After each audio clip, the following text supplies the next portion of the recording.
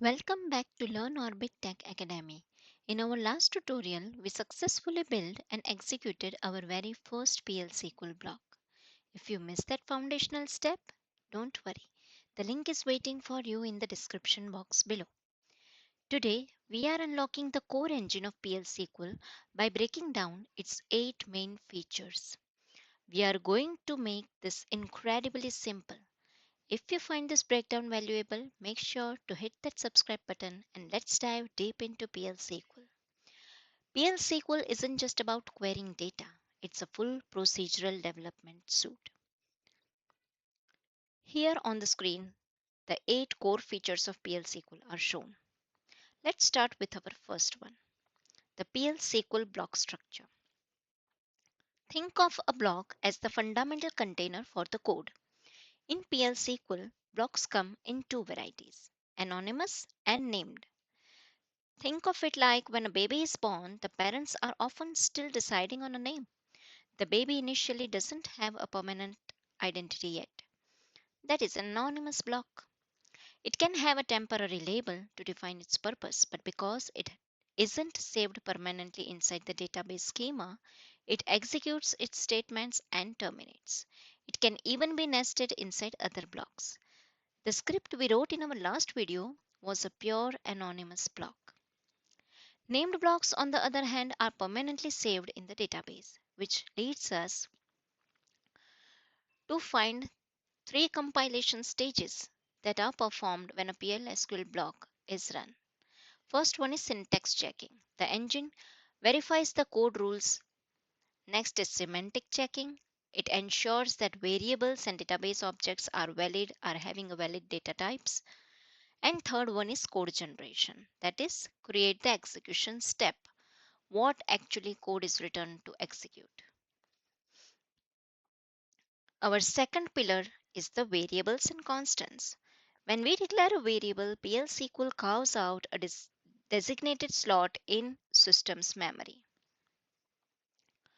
It links it to an identifier name and assigns a specific data type to validate it.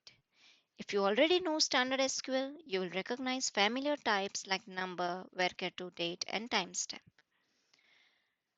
The characteristic of a variable is right in its name. Think of a variable like a scoreboard of a cricket match. The variable name is current score. At the start of the match, the value inside that memory slot is 0. And as the game progresses, that exact same memory slot is continuously updated to 10, 50, or 100. The container stays the same, but the data changes. And on the flip side, constants becomes completely immutable. They are securely locked and cannot be altered by the program during runtime.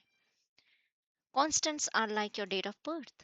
The moment you are born, that date is permanently written into your identity.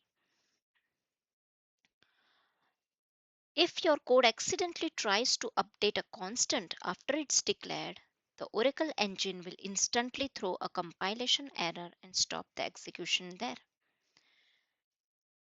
To keep our database memory highly organized, there are strict rules for the scope of identifiers. Within a single block, we cannot have multiple identifiers with the same name. It must be entirely unique. And if we try to use exact same name, the compiler will immediately throw a duplicate identifier error. But if there are nested blocks, variables of parent block can be used in inner, but the reverse is not true.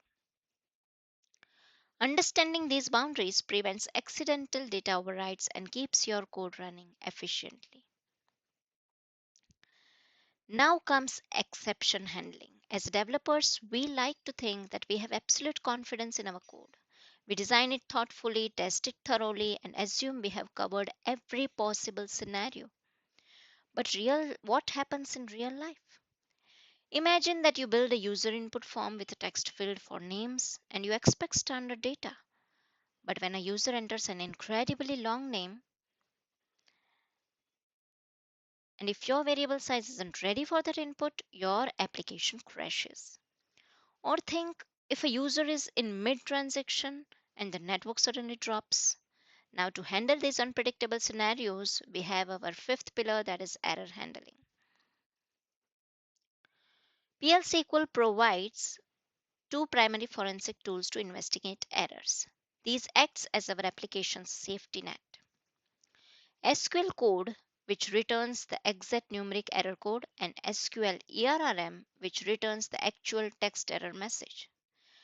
Exceptions are divided into two categories further, that is, system defined exception and programmer defined exception.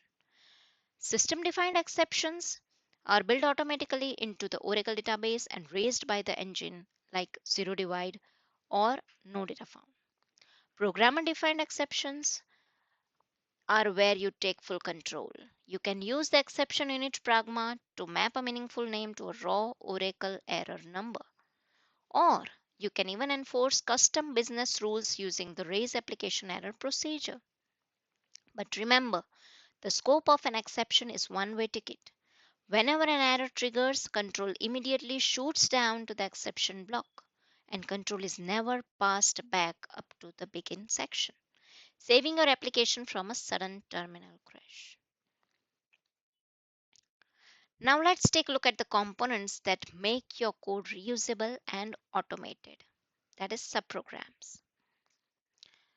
A subprogram is simply a named block that you can save and call repeatedly, known as procedures and functions. Imagine writing code that calculates final percentage grades for a student. Instead of writing that logic for every single student, you compile it into subprogram and invoke it repeatedly for thousands of records passing in unique parameters each time. Next comes packages. A package is an absolute game changer for application maintenance. It allows you to group logically related variables, constants, and subprograms into a single database object. Because packages are compiled and stored together, they boost performance by caching the data and reducing redundant recompilations. Every package has two halves, a specification, which acts as the public interface, and a body, which holds the hidden implementation. Now comes the triggers. Triggers are named PL SQL components that act automatically in response to specific database events like insert, update, or delete. Trigger We can configure trigger to fire automatically before or after a database event occurs. Eventually, every single row is affected. While most PL SQL input and output happens natively through standard SQL table, when you need to print text directly to your console for debugging, you use Oracle's built-in utility package, that is dbms_output. Now just remember a quick pro tip. To actually see this text on your screen, you must always run set server output on in your terminal first. Finally, controlling how all these blocks, variables, and exceptions execute brings us back to control statements. They give you the steering wheel to guide your program logic using conditional selections, loops, and sequential branches. Now here comes the test scenario. Here we have written a block almost using all 8 pillars that we have discussed right now. Let's try it in our SQL developer. Here in our SQL developer, we have written set server output on as the first line, which we learned right now. I have changed this named block, that is procedure, into an anonymous block.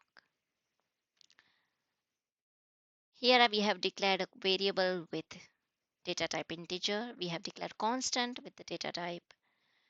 And now we are not changing this constant, as we have learned that changing the constant variable value will raise an error.